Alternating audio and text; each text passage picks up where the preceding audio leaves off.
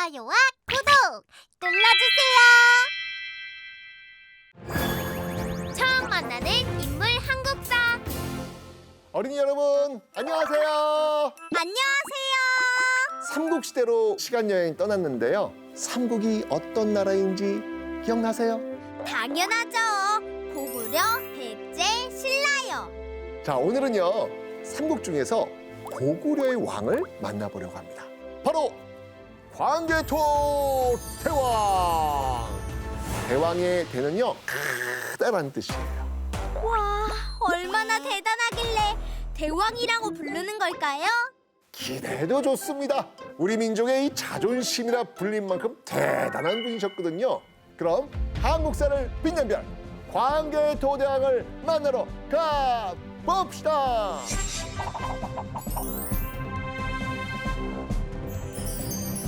백성을 구한 정보광.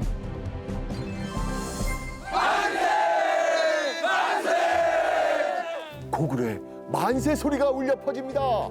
환호와 감동의 눈물이 가득한 이 현장. 고구려 백성들이 행복해 보여요. 거란에 끌려간 만여 명의 고구려 백성들이 고향으로 돌아왔거든요. 이들을 구해온 영웅이 바로 광개토 대왕입니다. 우와. 그런데 거란이 누구예요? 고구려 북쪽에서 활동하던 유목민족입니다. 유목민족이란 말을 타고 여기저기 돌아다니면서 살아가는 민족을 말하는데요. 거란족은요, 아주 거칠고 싸움을 잘했거든요. 고구려 마을을 공격해서 재산을 빼앗고 고구려 백성들을 강제로 끌고 갔습니다. 도저히 참을 수 없다. 광개토 대왕은요, 거란을 혼내주기로 마음먹죠.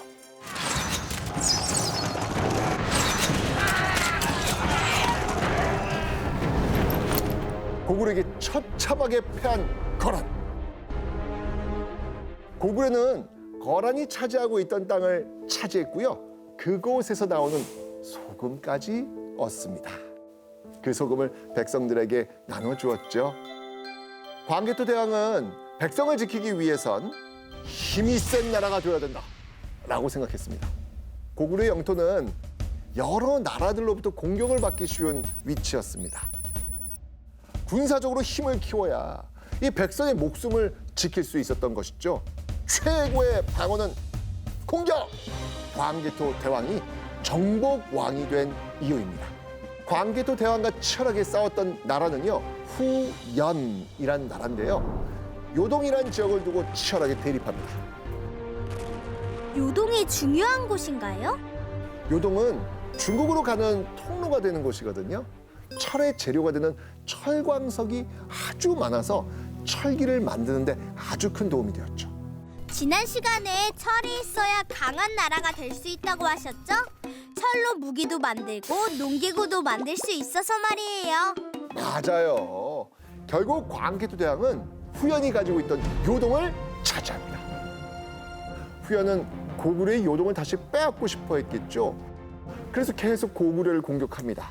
자, 우리의 광개토 대왕 후연은 가만두지 않습니다. 후연의 군사를 사방에서 공격! 결과는 고구려의 승리! 와, 역시 광개토 대왕! 광개토 대왕이 이런 정복 전쟁에서 승리할 수 있었던 비결 뭔지 아세요? 고구려 사람들이 싸움을 잘해서 아닐까요? 네, 뭐 싸움을 잘한 것도 있지만 특별한 옷 덕분이었습니다. 당시 고구려군은 최강의 철갑 기마병이었거든요. 철갑 기마병이 뭐예요? 철갑은요, 철로 된 갑옷을 말합니다. 휙휙 화살이나 칼을 막아주죠. 기마병은요, 말을 타고 싸우는 병사를 말합니다. 당시 말은 최첨단 군사 무기였거든요. 병사가 말을 타고 있으니 매우 빠르게 공격할 수 있었겠죠.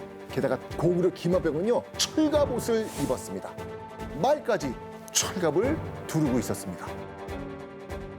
말 위에서 빠르게 공격하는데 철갑 옷으로 방어까지 잘 되니까 야, 이거 얼마나 잘 싸웠겠습니까? 특히 이 고구려 철갑 옷의 방어력은요, 다른 나라보다 뛰어났습니다. 우와! 광개토 대왕의 군대는 그야말로 동북아 최강의 군대였죠. 최강 고구려. 한반도의 최강자가 되다. 광개토 대왕이 왕의 자리에 오르기 전 이 고구려엔 슬픈 일이 있었습니다.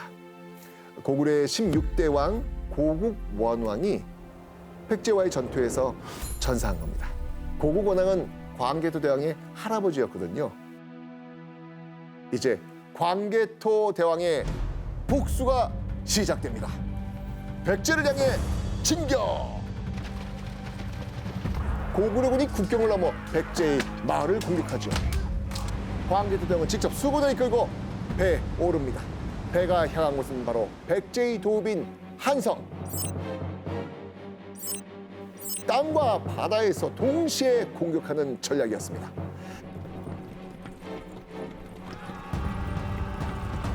백제는 맹렬히 저항했지만 최강의 고구려 군대를 막아내기란 역부족이었습니다. 백제의 아신왕은 어쩔 수 없이 광개토 대왕 앞에 무릎을 꿇습니다. 광개토 대왕은 왕이 된 지 6년 만에 할아버지 고국 원왕의 복수를 하게 된 겁니다. 역시 광개토 대왕. 저 멀리 외의 배들이 다가옵니다. 그들이 향하는 곳은 한반도 남쪽의 신라. 신라를 공격하기 시작한 외. 그 외의 뒤에는 백제가 있었습니다. 아신왕은 고구려에게 처참하게 진 후 다시 힘을 키우고 싶었습니다. 그 방안으로 이 신라를 먼저 정복하려고 했죠. 백제는 외를 부추겨 신라를 공격합니다. 갑작스러운 외의 공격에 당황한 신라. 당시 신라는 힘이 약한 나라였거든요. 잘못하다가 나라를 뺏길 위기였죠. 신라는 부랴부랴 고구려의 도움을 요청합니다. 태왕 마마, 왜구가 저희 신라를 공격해 왔습니다.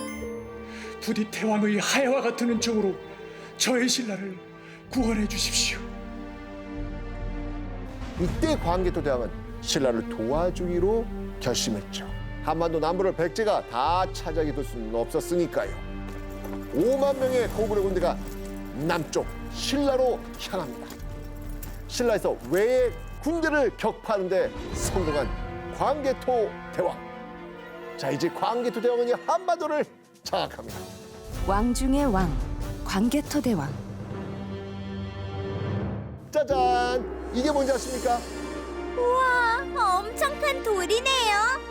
바로 광개토 대왕 능비입니다. 이 비석에 광개토 대왕의 업적이 새겨져 있습니다. 이렇게 큰 돌에 새길 정도면 광개토 대왕이 한 일이 정말 많았나 봐요. 광개토 대왕이 직접 만든 거예요? 아니요. 광개토 대왕의 아들이 만든 겁니다. 장수왕이 아버지의 업적을 후대에 전하기 위해 광개토 대왕 능비를 세운 겁니다. 광개토 대왕 능비 높이는요 6.39m. 아파트 2층 높이보다 더 높습니다. 이 비석 내면에는요 고구려의 역사와 광개토 대왕이 얼마나 대단한지 새겨져 있습니다. 새겨진 글자의 수만 무려 1775자나 됩니다. 광개토 대왕 능비 덕분에 고구려의 찬란했던 역사가 1500여 년이 지난 지금까지 전해지고 있습니다. 실물을 보고 싶어요. 광개토 대왕 능비는요 과거 고구려의 수도가 있었던 만주에 있습니다. 지금은 중국의 영토라서 쉽게 찾아갈 수는 없어요. 그런데요 실물과 똑같이 제작한 모형이 우리나라에서도 있습니다. 광개토 대왕은요 고구려에서 처음으로 연호를 사용한 왕인데요. 이 연호는 자신의 시대를 표현하는 단어입니다.